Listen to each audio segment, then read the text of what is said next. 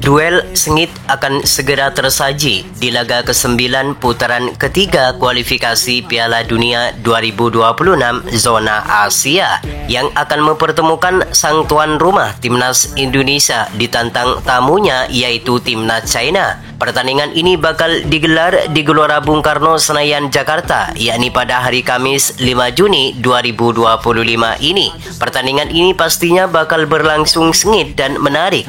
Pasalnya kedua negara sama-sama mengincar kemenangan demi asa bersaing di tabel klasemen sementara di grup C. Saat ini Timnas Indonesia berada di peringkat ketiga dengan raihan 9 poin, sedangkan Timnas China saat ini berada di peringkat paling bawah dengan raihan 6 poin.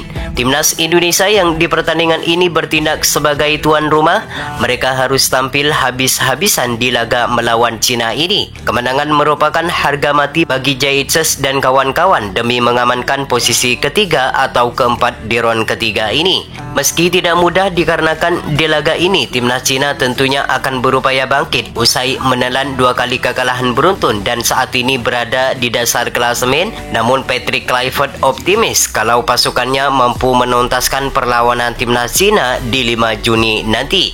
Apalagi di laga ini Timnas Indonesia bermain di kandang sendiri yang tentunya akan mendapat dukungan penuh dari ribuan supporter Garuda. Di laga melawan Timnas Cina ini, Timnas Indonesia dipastikan tidak akan diperkuat 5 pemain andalannya, yakni Martin Paes, Marcelino Ferdinand, Ragnar Oratmangun, Iliano Renders, serta Sandy Walsh.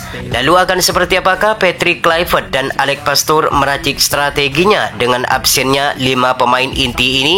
Dan berikut ini merupakan prediksi starting line up Timnas Indonesia versus Timnas China yang berpotensi besar bakal diterapkan oleh pelatih Patrick Kluivert di matchday ke-9 putaran ketiga kualifikasi Piala Dunia 2026 zona Asia.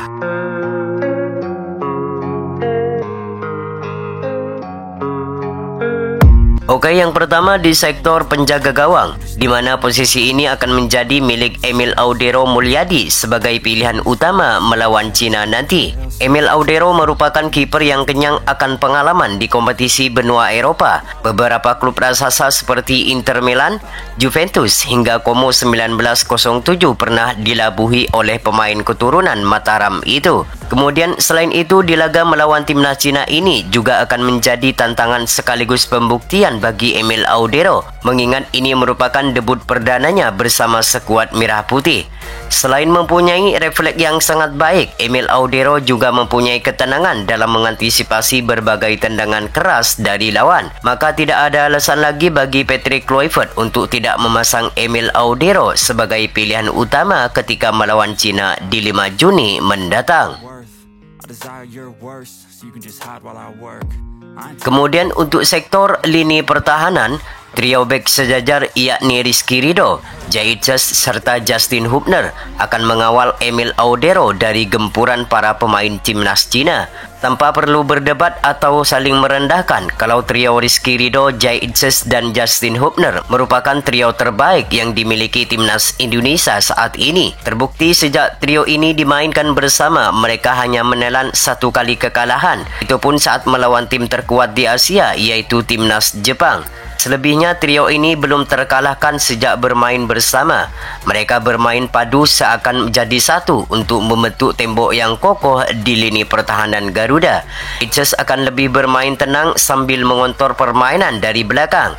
Sedangkan Rizky Ridho dan Justin Hubner akan berjibaku untuk menjegal para penyerang Cina yang dikenal memiliki permainan yang cepat serta mempunyai fisik yang cukup kuat. Sedangkan untuk wingback kanan dan wingback kiri akan menjadi Melek Cavendish dan Calvin Verdong. Calvin Verdong merupakan pemain yang selalu konsisten dalam penampilannya bersama skuad Garuda. Sejak debut dengan Timnas Indonesia, pemain asal NEC Nijmegen ini belum pernah tergantikan di setiap pertandingan Timnas Indonesia. Ketenangan serta keberanian dalam melakukan duel dengan para pemain lawan, maka tak heran jika Calvin Verdong selalu menjadi pilihan utama di skuad Merah Putih. Sedangkan untuk Cavendish tentu kita sudah mengetahui kemampuan pemain yang satu ini.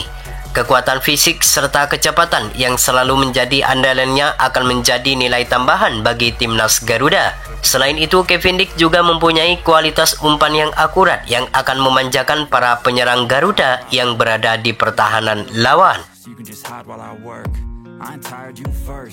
Sementara untuk sektor lini tengah, dua nama yakni Joy Pelopesi dan Tom Haye akan menjadi otak permainan timnas Garuda. Tom Haye akan menjadi kreator serangan Garuda, sedangkan Joy Pelopesi akan menjadi penghancur merebut bola dari lawan sebelum masuk ke pertahanan Garuda. Joy Pelopesi sudah melakoni debut dengan timnas Indonesia saat melawan Bahrain. Ia mempunyai catatan bagus dan menjadi pembeda di lini tengah Garuda. Ia mencatatkan 90% umpan akurat dan berhasil memenangkan seluruh duel di laga itu. Gak cuma itu saja, dengan hadirnya Joy Pelopesi, Tom Haye seakan bermain lebih leluasa dalam berkreasi untuk memberikan umpan manis kepada pemain Garuda. Sedangkan untuk lini serang, 3 nama kemungkinan bakal dipasang oleh Patrick Kluivert, yakni Egy Maulana Fikri sebagai penyerang kanan, Stefano Lillipali sebagai penyerang kiri, dan Ole Romeni sebagai penyerang tengah. Egy Maulana Fikri merupakan pemain lokal yang paling subur bersama klubnya Dewa United. Ia mencatatkan 12 gol serta 7 assist di Liga 1 musim ini bersama klubnya. Hasil ini membuat pelatih Patrick Kluivert kepincut untuk memanggil pemain berusia 24 tahun itu. Tidak hanya mempunyai naluri gol yang tinggi, Egy Maulana Fikri juga mempunyai ketenangan serta skill yang selalu menjadi andalannya. Selain Egy, nama Yaakob Sayuri serta Beckham Putra juga bisa bermain di posisi ini. Yaakob Sayuri mempunyai kecepatan serta mempunyai akurasi umpan yang akurat yang dapat dimanfaatkan oleh para pemain timnas Garuda yang berada di pertahanan lawan. Sedangkan Stefano Lillipali akan menggantikan Ragnar Oratmangun yang absen di posisi sayap kiri. Ia akan bermain lebih melebar, membuka ruang untuk memberikan umpan akurat kepada Ole Romeni yang berada di lini depan. Setelah beberapa tahun absen, Stefano Lillipali tentunya tidak ingin menyia-nyiakan kesempatan ini bersama skuad Merah Putih. Kehadirannya diharapkan mampu memberikan kontribusi yang maksimal terhadap lini serang Garuda. Selain Stefano Lillipali, di posisi ini ada nama Rafael Strijk serta Dian Jem yang siap menunggu di bangku cadangan. Sedangkan Ole Romeni tentu kita sudah mengetahui kemampuan pemain yang satu ini. Baru bermain 2 kali pertandingan bersama skuad Garuda, ia mampu menciptakan 2 gol bagi skuad Merah Putih.